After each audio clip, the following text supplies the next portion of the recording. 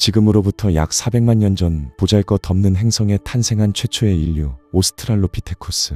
이제 간눈을 뜬 인류에게 세상은 너무나도 무섭고 위험한 곳이었습니다. 자신보다 몸집이 한참 작은 동물조차 잡기 힘들어 움직이지 않는 열매를 채집해야 했으며 매일 해가 져 밤이 찾아오면 다시 해가 밝아올 때까지 맹수들의 습격을 두려워해야 했죠. 하지만 그러한 노력에도 그들에게 위험이 닥치는 순간이 오면 공통적으로 하는 행동이 있었으니 자신을 내려다보고 있다고 생각하는 누군가에게 자신의 안전을 지켜달라고 간절히 비는 것이었습니다. 그들은 누군가에게 들은 적도 본 적도 배운 적도 없었지만 어렴풋이 신의 존재를 인정하며 그에게 소원을 빌고 있었죠. 하지만 그로부터 수백만 년이 흐른 현재, 이제껏 신의 뜻이라 믿어왔던 현상들이 사실은 모두 과학으로 설명된다는 것을 깨달으며 인간은 더 이상 신을 믿지 않기 시작하는데요. 그리고 이제 신이라고 하면 단순히 종교적인 혹은 신앙적인 관점으로만 받아들이고 있죠. 그런데 몇몇 과학자들은 신이 존재하는 걸 결코 부정할 수 없다고 이야기합니다. 단순히 인간이 나쁜 짓을 하지 않도록 인도해준다는 종교적 개념의 신이 아니라 이 세상을 창조하고 인간을 만들어낸 실질적 개념의 신이 존재한다는 것이었죠.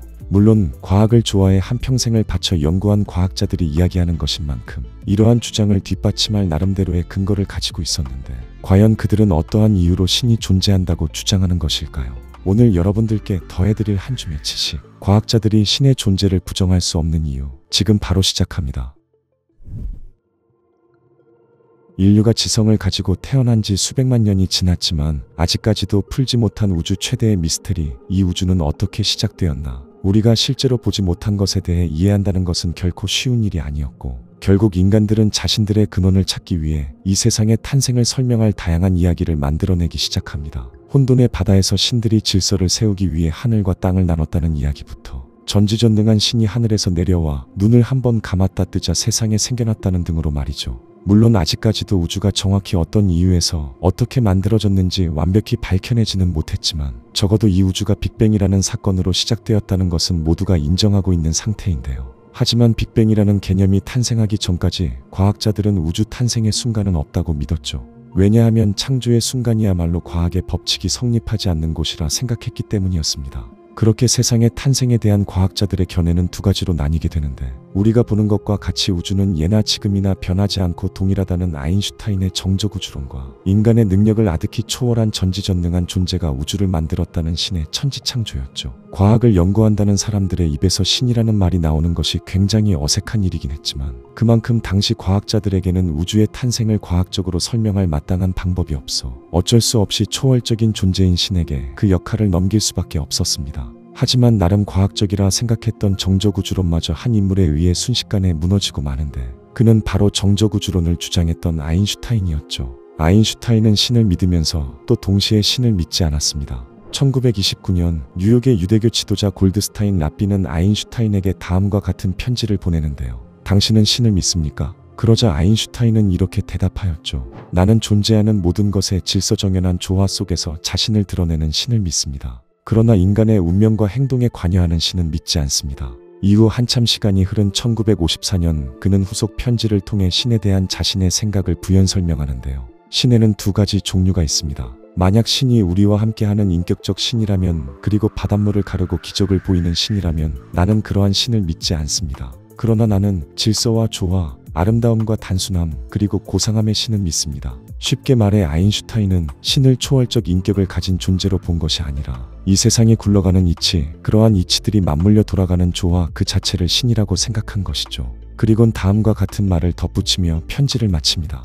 내게 신이란 단어는 인간의 약점을 드러내는 표현의 산물에 불과합니다. 가끔 이 세상의 놀라운 질서와 우리가 이해할 수 있는 합리적 구조는 신비로운 감정을 불러일으키는데 그것이 내가 종교적이라고 부르는 것의 정체입니다. 다시 말해 그는 우리가 흔히 생각하는 초인적인 신은 믿지 않으며 경이로울 정도로 정교한 세상의 이치를 신 그 자체로 생각한 것이었습니다. 그렇게 그는 자신이 믿는 자연이 어떻게 굴러가는지 탐구하기 위해 노력하는데요. 분명 아인슈타인의 생각대로라면 이 우주는 매우 간단명료하고 아름다운 수식 하나로 정리되어야 했습니다. 여러 가지 변수가 들어간 복잡한 공식은 그 자체로 신의 품격을 떨어뜨리는 행위라고 보았죠. 하지만 1905년 결국 그는 신의 품격을 떨어뜨리는 물리학의 모순과 맞닥뜨리게 됩니다. 당시 물리학의 진리였던 뉴턴 역학에 의하면 시간과 공간은 절대적이기 때문에 움직이는 관찰자에 따라 빛의 속도가 달라져야 했습니다. 우리가 자동차를 타고 앞으로 나아가면 배경이 뒤로 움직이는 것처럼 말이죠. 하지만 맥스웰의 전자기하에 의하면 빛의 속도는 일정하기 때문에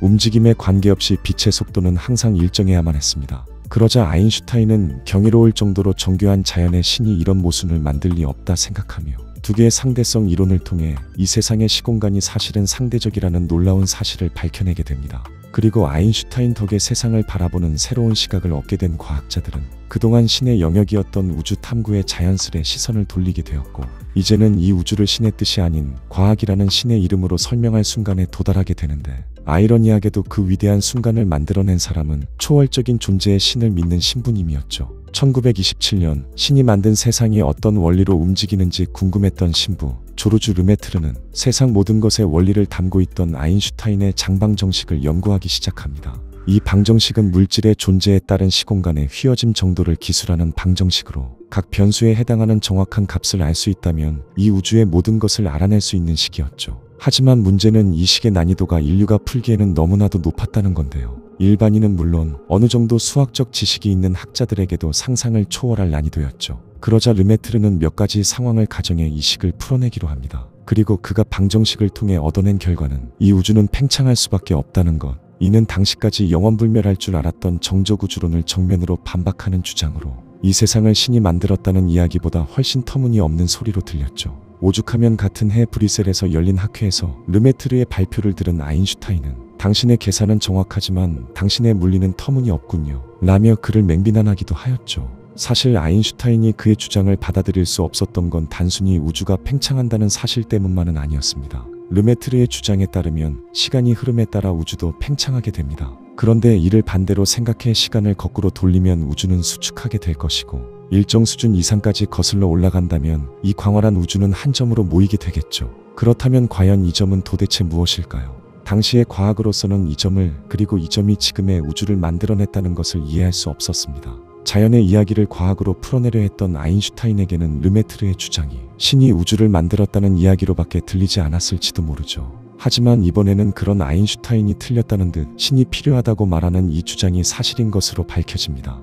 우주의 수많은 천체들을 관측하며 그들의 움직임을 추적하고 있던 미국의 천문학자 에드윈 허블, 다양한 별들을 관찰하던 중 몇몇 별들에게서 이상한 징후를 포착하는데요. 기존 정적우주론에 의하면 계속 그 자리에 위치해 있어야 할 별들이 점점 멀어지고 있는 것이었습니다. 심지어 멀리 있는 별일수록 멀어지는 속도는 훨씬 더 빨랐죠. 이는 결국 우주가 팽창한다는 것 이외에는 설명할 방도가 없었지만, 아직까지 이 관측으로는 정적우주론파 과학자들을 설득하지 못했는데요. 당시 영국 최고의 천문학자였던 프레드 호일은 허블에 의해 밝혀진 우주 팽창은 인정하지만 우주 전체 밀도는 항상 일정하기 때문에 공간이 늘어날 때마다 새로운 물질이 끊임없이 생성되어 우주의 모습이 항상 일정하게 유지된다는 정상우주론을 주장하게 됩니다. 사실 빈 공간에 계속해서 새로운 물질이 생긴다는 것은 과학자들도 인정하는 비현실적인 이야기였지만, 그만큼이나 이 우주가 한 점에서 생겨났다는 것을 철저하게 부정하기 위한 그들의 노력이기도 했죠. 그들은 시간의 시작점이 있다는 것은 누군가 세상을 만들었다는 종교적 해석의 여지가 있다고 생각했고, 보이는 것만 믿는다는 20세기 초반 과학계의 패러다임에 따라 관측되지 않은 과거의 사건을 이야기하는 르메트르의 주장을 결코 인정할 수 없었던 겁니다.